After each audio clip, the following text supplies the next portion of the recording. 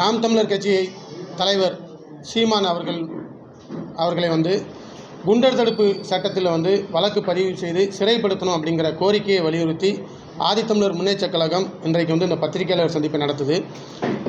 சமீப நாட்களாக நாம் தமிழர் கட்சியினுடைய தலைவர் சீமான் அவர்கள் அருந்ததியர் உள்ளிட ஒதுக்கீட்டு குறித்து எல்லா பொது மேடைகளிலும் பேசுகிறாரு.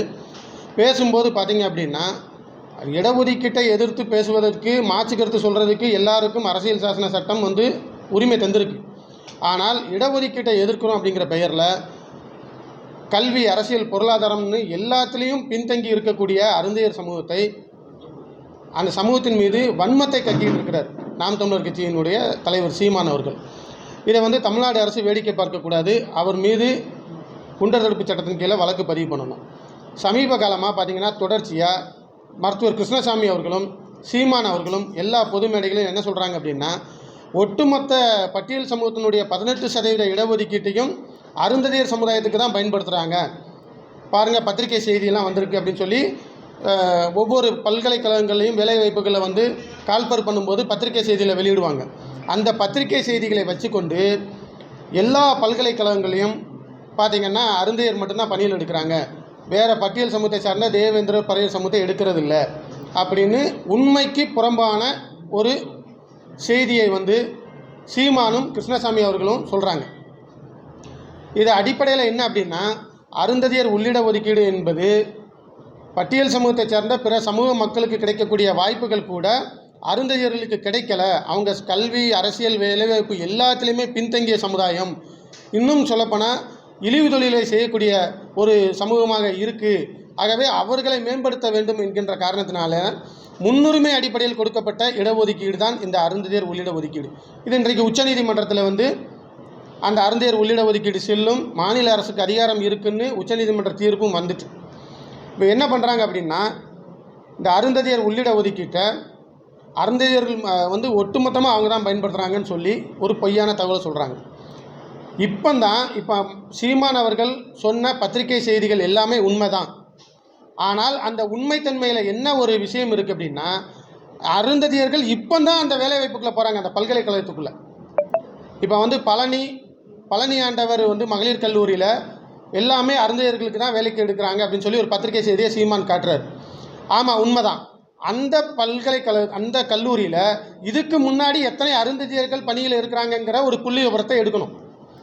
ஏற்கனவே ஒரு 10-20 பேர் வேலை செய்கிறாங்க, மீண்டும் அருந்தையர்களை தான் எடுக்கிறாங்கன்னு சொன்னால் நாம் அதை விவாதிக்கலாம். ஆனால் இப்போ தான் அந்த அருந்தையர்களுக்கு முதல் முறையாக அந்த வேலைவாய்ப்புக்குள்ளே போகிறாங்க. திருவள்ளூர் யூனிவர்சிட்டியில் எல்லாமே பார்த்திங்கன்னா இளநிலை பேராசிரியர்கள், உதவி பேராசிரியர்கள் எல்லாமே அருந்தையர்கள் எடுக்கிறாங்கன்னு ஒரு பத்திரிகை செய்தி காட்டார். ஆமாம், உண்மைதான். இப்போ தான் திருவள்ளூர் யூனிவர்சிட்டியில் அருந்ததியர்கள் முதல் தலைமுறையாக உள்ளே போகிறாங்க.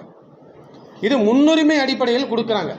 இதே திருவள்ளூர் யூனிவர்சிட்டியிலையும் மற்ற ஏனைய சீமானும் கிருஷ்ணசாமி அவர்களும் சொன்ன அந்த பத்திரிகை செய்தியின் மூலிமா சொன்ன அத்தனை இடங்களிலும் இதுக்கு முன்னாடி அருந்தையர்கள் எத்தனை பேர் இருக்கிறாங்கங்கிற புள்ளி விவரத்தை அவங்க வெளியிடட்டும். ஏற்கனவே அருந்தையர்களுக்கு மேலும் மேலும் வேலைவாய்ப்பு கிடைக்குது, திரும்பவும் அவங்களுக்கு தான் கிடைக்குதுன்னு சொன்னால் நம்ம அதை விவாதிக்கலாம். ஆனால் இப்போ தான் முதல் தலைமுறையாக அவங்க அந்த வேலைவாய்ப்புக்குள்ளே போகிறாங்க. அதுவும் இந்த பத்திரிகை செய்திகள் எல்லாமே எங்களை போன்ற அமைப்புகள் தொடர்ச்சியாக அரசுக்கு கொடுத்த நெருக்கடியின் அடிப்படையில் தான் இந்த பத்திரிகை செய்தி வெளியிடுறாங்க. ஏன்னா அருந்தையருக்கு இடஒதுக்கீடின் அடிப்படையில் எங்கெங்கே வேலைவாய்ப்பு கால்ஃபர் பண்ணுறாங்கங்கிறத தெரியாமலே வச்சுருந்தாங்க. பத்திரிகை செய்தியில் நீங்கள் வெளியிடணும்னு சொல்லி நாங்கள் போராட்டம் நடத்தியனுடைய விளைவாகத்தான் இன்றைக்கி பத்திரிகை செய்திகள் வருது. உடனே அந்த பத்திரிகை செய்தியை வச்சுக்கிட்டு இவங்களுக்கு மட்டும்தான் கொடுக்குறாங்கன்னு உண்மைக்கு புறம்பான ஒரு தகவலை சொல்கிறாங்க. அந்த பல்கலைக்கழகங்கள், அந்த பள்ளி கல்லூரிகள் எல்லாத்துலேயும் எத்தனை பேர் பட்டியல் சமூகத்தை சார்ந்த தேவேந்திரர்கள் இருக்கிறாங்க, எத்தனை பேர் பறையர் சமூகம் இருக்கிறாங்க, எத்தனை பேர் அருந்ததியர் இப்போ உள்ளே போகிறாங்கன்னு ஒரு புள்ளி விவரத்தை எடுத்துக்கிட்டு இந்த சீமானும் கிருஷ்ணசாமியும் பேசினா தான் அது சரியாக இருக்கும்.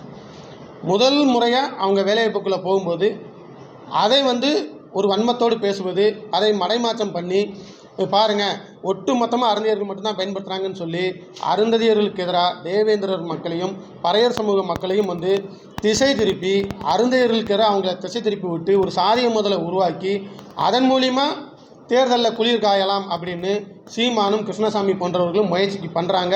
இது உண்மைக்கு புறம்பானது. இவர்கள் வன்முறையை தூண்டக்கூடிய சீமான் போன்ற நபர்கள் மீது குண்டர் தடுப்பு சட்டத்தில் வழக்கு பதிவு பண்ணணும். அதுக்கப்புறம் இன்னொரு முக்கியமான விஷயம் என்ன அப்படின்னா, அருந்ததியர்கள் மக்கள் தொகையில் ரொம்ப குறைவாக இருக்கிறாங்கன்னு சொல்லி கிருஷ்ணசாமியும் சீமானும் திட்டமிட்டு பேசுகிறாங்க. அரசினுடைய முன்னாள் முதன்மை செயலாளர் மரியாதைக்குரிய ஐயா கிருஷ்ணதாஸ் காந்தி அவர்கள் ஒரு புத்தகத்தை வெளியிட்டிருக்கிறார். இந்த புத்தகம் பார்த்திங்கன்னா பட்டியல் பழங்குடி உண்மை நிலவரம். இந்த புத்தகத்தில் முழு மக்கள் தொகையினுடைய அடிப்படையும் அவர் விவரமாக வெளியிட்டிருக்கிறார்.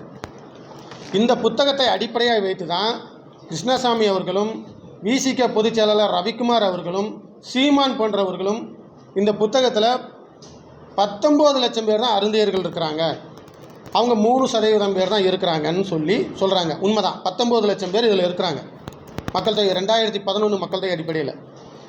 ஆனால் தேவேந்திரர் சமூகம் 24 லட்சம் பேர் தான் அதில் இருக்கிறாங்க. அவர் சொன்ன அந்த புள்ளிவிவர அறிக்கையின்படி 24 லட்சம் பேர். ஆதி திராவிட பறையர் சமூகம் 19 லட்சம் பேர் தான், வெறும் 19 லட்சம் பேர் பறையர் சமூகம். தேவேந்திரர் சமூகம் வெறும் 24 லட்சம் பேர். அருந்ததியர்கள் வெறும் 21 லட்சம் பேர் தான்.